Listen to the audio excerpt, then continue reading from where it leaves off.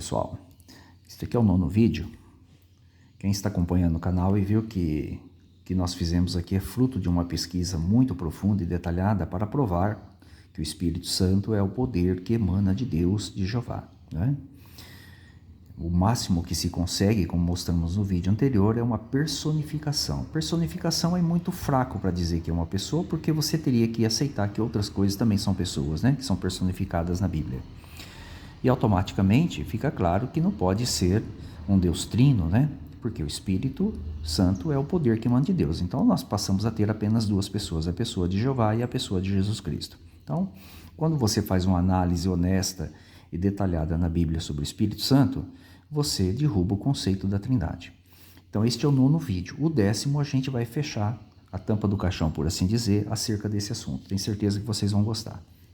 As pessoas que defendem que o Espírito Santo é uma pessoa não param para pensar na bobagem que elas acreditam. Preste bem atenção nesse texto aqui, ó. Atos 2:33. Eu já mencionei esse texto aqui quando eu destaquei que o Espírito Santo foi chamado aqui, né, por isto, né, que é um artigo comum aqui, tá? Mas não é esse o ponto que eu quero destacar para vocês, não. Então o texto diz assim, ó: de sorte que Jesus, coloquei aqui porque é Jesus que está no contexto, né? Exaltado pela destra ou à direita de Deus, e tendo recebido do Pai a promessa do Espírito Santo, derramou isto, que é o Espírito Santo, que agora vedes e ouvis. Então as pessoas que defendem que o Espírito Santo é uma pessoa não param para pensar. Olha só. Então você tem Deus, o Pai, que seria a primeira pessoa. Ele entrega a terceira, que é o Espírito Santo, para Jesus, que é a segunda. Esse, por sua vez, derrama a terceira sobre as pessoas. Dá para acreditar nisso, gente? Que a primeira pessoa outorgou a segunda a pegar a terceira e derramar a terceira sobre as pessoas? Tem lógica uma crença dessa? Isso é um absurdo, não tem o menor sentido, né? Foge completamente à razão e o bom senso, não é verdade? Os outros textos aqui destacam que o Espírito Santo, ele é o dom ou a dádiva de Deus. Olha só, Atos 2:38 destaca muito claramente, ó, né, que aqueles que se arrependessem em nome de Jesus, etc., eles receberiam o dom ou a dádiva, que é a mesma coisa do Espírito Santo, ó, a dádiva do Espírito Santo, né, presente do Espírito Santo, tá? Se você pesquisar o que é dom, você vai descobrir que é isso, é uma dádiva, é um presente dado a alguém. Então o Espírito Santo é o dom, a dádiva, um presente de Deus para aqueles que se arrependessem no nome de Jesus Cristo, etc. Tal, né? Isso é frisado também aqui em Atos 10:45, olha lá, tá? É destacado aqui também em Atos 11:17, olha aqui, ó. Mais uma vez, ó, portanto, se Deus lhes deu o mesmo dom que a nós, olha aqui, dom, que dom que é esse? O dom do Espírito Santo, a dádiva do Espírito Santo, né? Então o texto deixa claro que o Espírito Santo é algo e não alguém, não é? Aqui em Tito capítulo 3, versículos 5 a 6, mais uma vez, Paulo escrevendo a Tito, né? Ele destaca, né, que fomos salvos por Deus pela lavagem, regeneração e da renovação do Espírito Santo que Ele derramou sobre nós, né, por meio de Jesus Cristo. Então percebam que o Espírito Santo realmente é um dom, uma dádiva de Jeová, né, para aqueles que reconhecem Jesus, né, como seu Filho, Salvador, etc. Tal.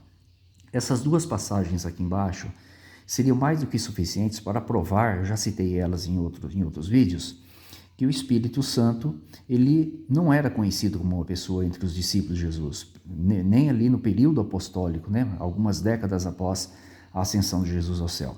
Olha esse relato aqui que interessante, que eu já citei num vídeo anterior. Está aqui no texto de Atos, né, capítulo 8, versículo 18 a 20.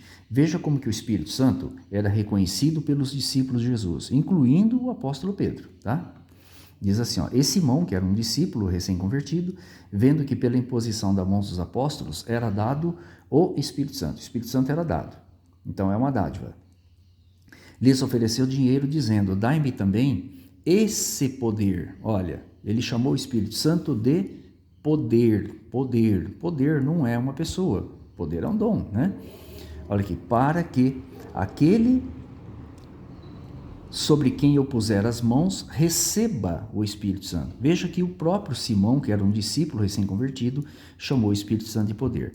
Aí Pedro repreendeu ele, né?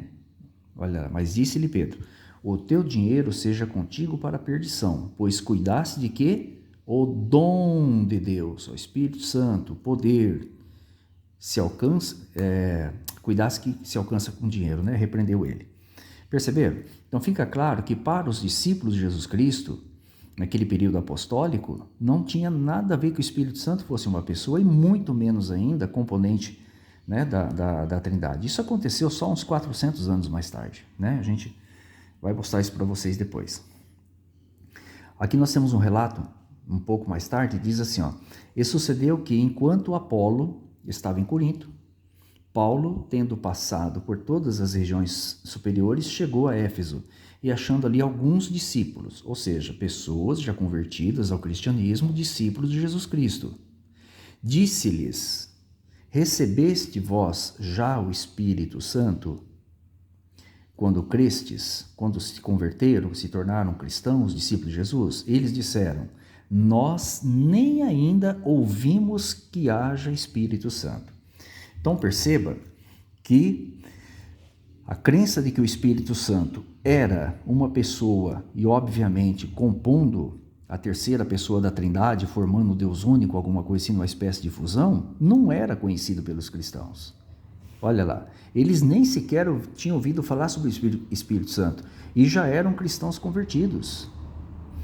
Então fica muito claro para todos nós aí que a crença na Trindade e a crença de que o Espírito Santo era uma pessoa é uma crença infundada, é um ensino, né, que veio muito tempo mais tarde, né? Só resumindo para vocês, foi no ano de 389, no concílio de Constantinopla, que o Espírito Santo foi formalizado como sendo uma pessoa e automaticamente compondo, né, junto com o Pai e o Filho, a chamada Santíssima Trindade. Ali se fechou de vez o conceito pagão da Trindade, em 389, no Concílio de Constantinopla. Mas conforme vocês puderam analisar aqui com todas as passagens que nós usamos, o Espírito Santo é o poder que emana de Deus e não uma pessoa, tá? Então ele é algo e não alguém, tá? Ficou muito claro aí em todos os vídeos que a gente apresentou para vocês, tá bom? No próximo a gente vai sacramentar esse assunto, eu tenho certeza que vocês vão gostar também, tá bom? Um forte abraço a todos.